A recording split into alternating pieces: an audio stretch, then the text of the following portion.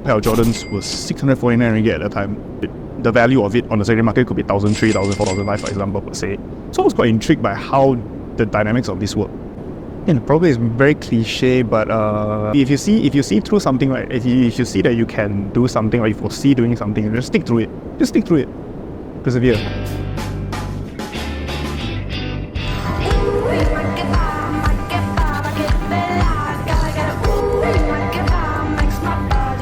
So today we have Ryan, the founder of Concord, or known as CNCRD, with us at KanyinStudio. So now today we are actually outside of our usual studio place. So hi Ryan, it's very pleasure meeting you. Hi. If not mistaken, you are just 23.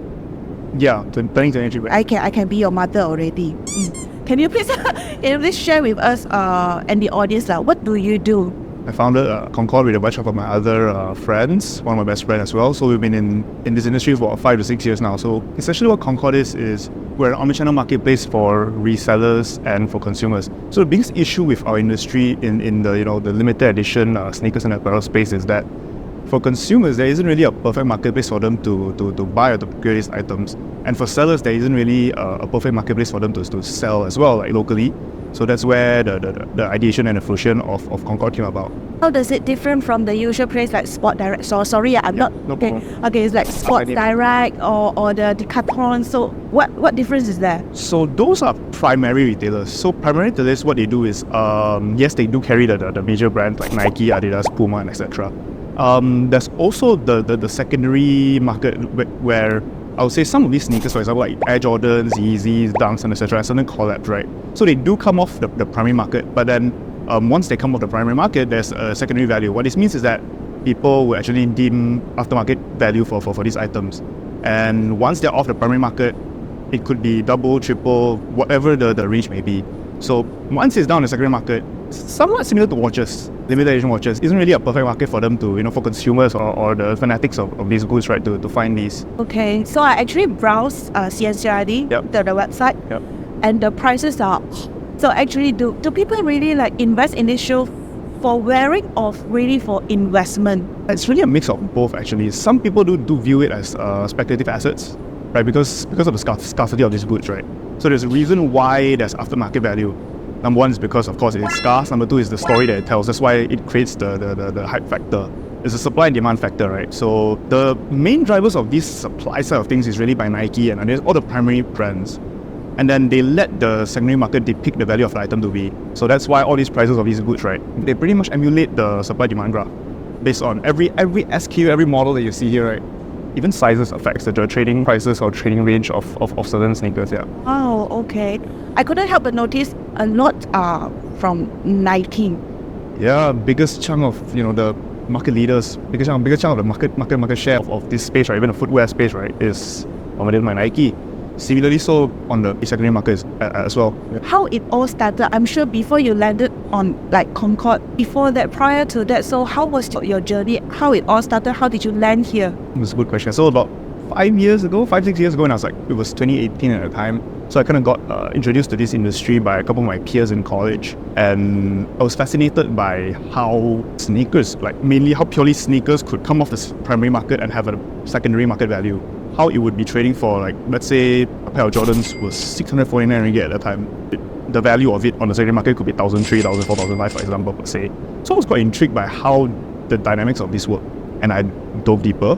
And at the beginning, I was just trying to understand the economics of it, how the dynamics of it work. Why would someone deem a certain value of something, for example sneakers, deem a certain value of it and pay that amount of value? And then it kind of, always off the books, you always read about supply demand. I was studying macroeconomics as well, but then you never really took it to practice, took it to play, right?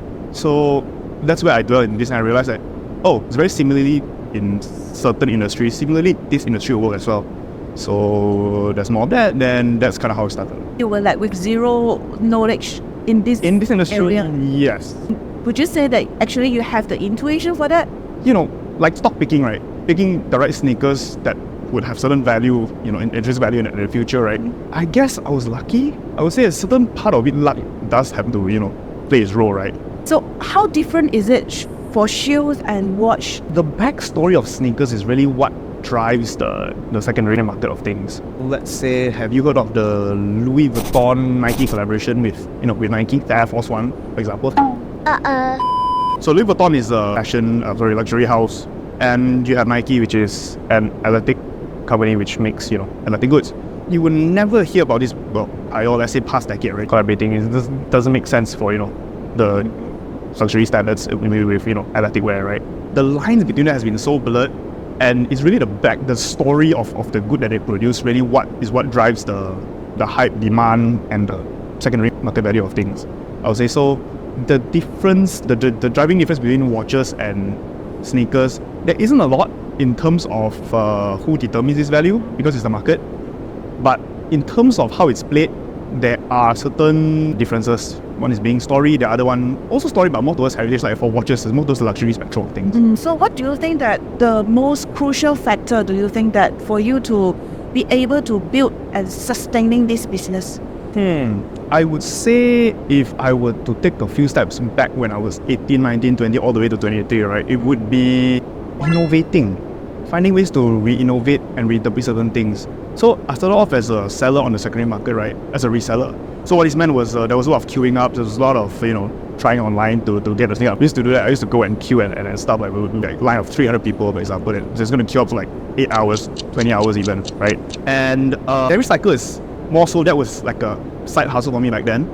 And how we reinterpreted it, and then from there, I viewed it as, okay, I could turn it into a business. And I started my first company, which was direct to consumer. So I get all these goods, procure all these goods off of the 200 people that's queuing up, and then bring them on the market. And how do I sell it direct to consumers? The consumers are looking for it. And then the second company that we started, me and my best friend, was importing, exporting these goods. So realizing that certain SKU, what we call SKU is a stock keeping unit, certain models of it already don't really work well here on this side of the world, this side of the hemisphere, but they do work well in, let's say, Australia or maybe the US. Maybe even grime fashion, for example, is very famous in the UK but not here. So for shoes like that, there's arbitrages. So that's where we make the difference of our money from. The third one also direct to consumers, but that's more so towards opening up physical locations. And then this is being the fourth one. I realized that, okay, there's an inefficiency in the market, which is there's still a lot of individual resellers. There isn't a proper channel for consumers, and it's a lot of money for us to just buy it bulk and just bring it to consumers. So what do? We open a platform where we have currently hundreds of sellers and also the wide spectrum of consumers that we serve to. So actually you are like, CNCRD is like a middleman? No. It's like, maybe like you can think of a custom or Shopee. Is this what usual people would say like Tao Gu, but this is Tao Hai? Yeah, that happens. Yeah, people do Tao. Some people do that, yes. Yeah. So do you really and good eye to identify what are the shoes that will have the market value? I would say there needs to be certain intuition. Very similar, I would relate this to stock picking because it's more generalized, right? So for stock picking, yes, there's a lot of fundamentals that we track on, like predecessing data and numbers, and of course industry-wide, market caps and etc. Similarly, so these SKUs and models, they are broken down into different things. Like for Nike, for example, there's Jordan 1, 2, 3, 4 until like 35. And then for one, there's like mid, low, high Jordan, the cutting of the shoe, for example. And then there's Air Force Ones and like these are different models. Similarly, I would say I do use predecessing data to determine sneaker picking or picking what shoes to invest or trade on. And also likability of things, because it still has to be wearable at the end of the day. If it's a design that's completely not wearable, yeah, most likely I won't touch it. I see. I also understand you once a trader. Yes. And what do you trade? Shoes. Yes. So can you give us a introduction about how does that work? Very much it mirrors the supply demand model. So there's a certain set amount of supply which is really predetermined by Nike or what they want to release. We don't really know, publicly you can't really get the information of how much is going to be released, but because of the scarcity of things, right, often and not the tendency for something to be more valuable as time goes by because there are lesser pairs in the market. Well, where more pairs are being worn, lesser new pairs are out in the market. What this means is, if you wanted a pair, then of course you have to pay more. So it's very, very much in the supply demand. But of course, like I said, it has to be wearable. If it's something that nobody's going to wear it, yeah. Then you were trading shoes. Where do you get the knowledge from? You just stamp up? I would use, okay, let's say for example, I'm going to take a pair of shoes here. Yeah. Let's say for example, like a pair of Air Jordan 1, this is called an Air Jordan 1 High, for example. Let's say me and my partners or my friends, right, we were to invest in or speculate in a few pairs of sneakers, right? What we tend to do is if the shoe has never been released before, we would somewhat take, there's this thing called StockX, which exists. StockX is a US tech company which has all the data you need for the price of shoes. They are literally like a stock market of things. With the charts and everything. Everything. So processing data from all the releases kind of makes the decision-making process easier. So everything is more data-driven. It's not like, I like this, but my friend doesn't like this. No. Let's take a few steps back. Let's have a look and see what would the market like. Okay. And also intuition lah. Like I said, not everything. It's not like 100 out of 100. Maybe like 30 or 20 units. Okay. I'm just curious. So, any significant bad judgment that you have made? Oh yeah, definitely a lot. A lot.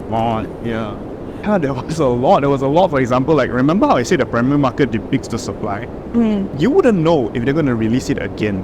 And if they do that, that is the value. There you go. Yeah. Okay. Yeah. So that has happened to even for Jordan ones, that happened to me before. Yeah. So you have like 50 pairs of it, and then the primary market just decides to continue releasing it, or it's not finished releasing, for example. Like I say, you wouldn't know. It's not publicly known information.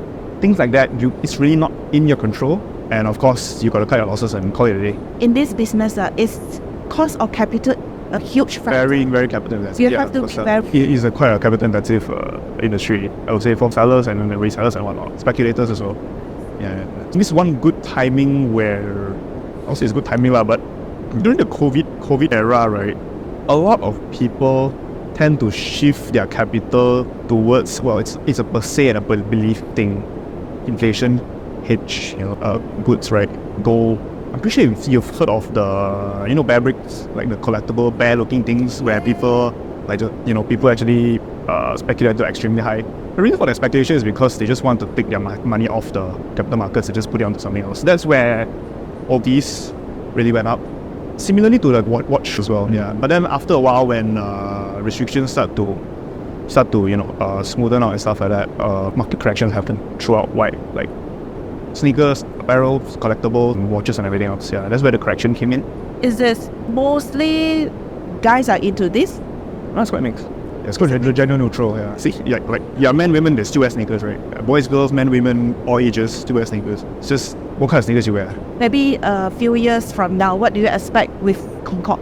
I'll say, well, what we're actually shipping, we're actually in the consumer tech space, right? So what we do is we're servicing sellers and buyers. So in the future, moving forward, of course, we do want to serve similarly as well, like our core business lah. But then it's more towards utilizing data towards digital segments like media and etc. Because one thing that traditional retailers have an issue with is capturing Gen Y and Gen Z's attraction or the target audience of Gen Y and Gen Z, because the goods that they resonate towards are more towards this segment of goods. And primary markets, there isn't really an ample of supply of this, because like I said, it's driven by individuals, for individuals. So how do we come in? I can see there's some shirts here also. Yeah, there's apparels as well. They are off the secondary market as well. The apparels we just only launched not too long ago. We're testing that out. Right now we're actually launching fully launched towards that. Okay. Yeah, so sellers can actually sell on Concord apparels already.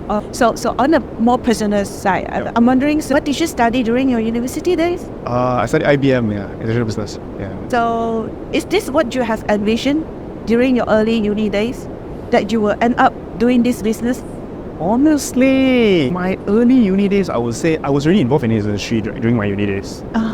Yeah, and if you were to say I would create a consumer tech platform like this, I would say only around the last year. That's where I realized that, okay, there's an inefficiency in this space. Could I, get a team good enough? Could I find the right resources, allocations, and start something similar? That's around the end of my uni, my last year of uni lah. So my final SEM, while I was doing my final SEM project and reading my FYP and stuff, I was actually fundraising and also resource gathering for Concord. Yeah, we just launched 9 months ago. Why here? Why choose here? This is our first location, so upcoming we do have a few more in shopping regions. You were once a sport now. So yeah, football, yeah. Yeah, why stop? I would say still play football, futsal. Yeah, I still have a love for the game. But what I realized was shift of interest, I would say, in terms of what I really want to do. career-wise. But you were at the national level, is it? Yeah, I was. But I also had the chance enough, lucky enough to, study and come here and explore different things and see different things, right? Yeah, then you realize that as you grow older, the interests do shift. And probably it's very cliche, but if you see through something, right? If you see that you can do something or you foresee doing something, just stick through it. Persevere. It's not always been easy, but yeah, persevere. Okay, even, like what you study and what you do can be totally different. It doesn't matter. But what, you still got to like what you do. And I think education is also very important because, let's say, play like Mario, like Super Mario. You want to jump like level 1 to level 10, you could do it. But then you could probably need like a magic mushroom to go from level 10 to 50. Yeah, education is that magic mushroom. So you could do business, right, level 1 to level 10. But there's certain understanding level that you need that magic mushroom to hit the level. I feel that, fundamental economics, finance, etc. Yes, anyone can run a business, but depending on where you want to be, what scale do you want to reach? I like how you describe it. Oh, okay, thank you.